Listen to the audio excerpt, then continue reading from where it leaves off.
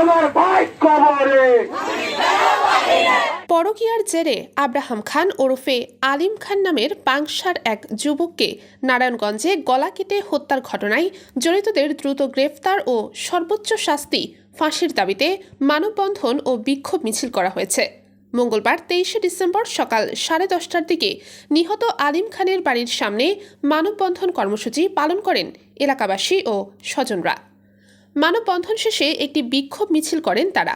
মিছিলটি পাংশা দরগাতলা ও পুরাতন বাজারের প্রধান সড়ক প্রদক্ষিণ করে পাংশা মডেল থানার সামনে গিয়ে শেষ হয়। এ সময় মানববন্ধনে নিহতের পরিবার, স্বজন ও এলাকার 3 শতাধিক মানুষ অংশগ্রহণ করেন। নিহত আলিম খান রাজবাড়ী জেলার পাংশা পৌরসভার 1 নম্বর ওয়ার্ডের চর দুর্লভদিয়া এলাকার মোহাম্মদ ওয়াজেদ খানের ছেলে।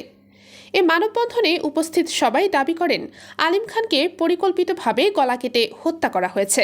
এই নির্মম হত্যাকাণ্ডের সঙ্গে জড়িত সকল আসামিকে দ্রুত গ্রেফতার করে ফাঁসি কার্যকর করার দাবি জানান তারা। সোমবারের দিন আলিমকে হত্যা করা হয়েছে। এর 50 লাখ 1 কোটি টাকা দিলে এর কোনো ক্ষমা নাই।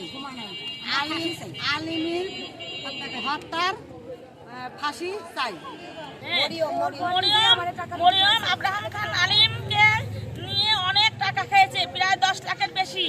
আবার 5 লাখ টাকার দাবি করছিল, সেই টাকা দিতে পারে নাই। এই জন্য তাকে চাকরি দেওয়ার লোভ দেখায় নিয়ে ভালোবেসে নিয়ে তার স্বামী মোবারক সৌদি আরবে থাকে।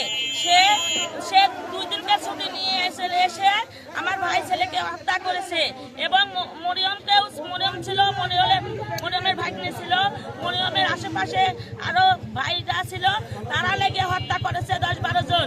আমরা তাদের ফাঁসি চাই। একই সাথে প্রশাসনের কঠোর হস্তক্ষেপ কামনা করেন। এ হত্যাকাণ্ডের ঘটনায় ইতিমধ্যে রাব্বি নামের এক যুবককে গ্রেপ্তার করেছে নারায়ণগঞ্জ জেলা police bureau of investigation PBI.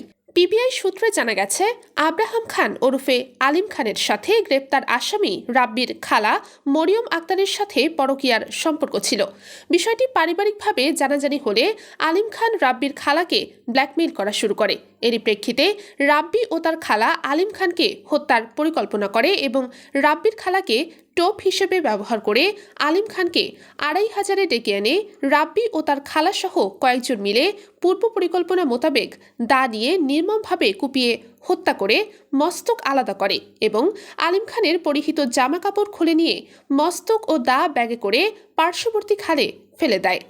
জানা গেছে নিহত আলিম খানের পরকীয়া প্রেমিকা মরিয়ম আক্তার রাজবাড়ী জেলার পাংশা পৌর শহরের পার নারায়ণপুর এলাকার প্রবাসী মোবারক মণ্ডলের স্ত্রী। আমাদের একটাই অনুরোধ সরকারের কাছে, বিচার চাই। আমার ভাইকে মরিয়ম নিয়ে যায় এমনভাবে হত্যা করেছে, তার কোনো চিহ্ন রাখে নাই, জামা কাপড়, তার পোশাক আশাক, কোনো কিছু রাখে নাই যাতে আমরা খুঁজে পাই তার ডেড বডি।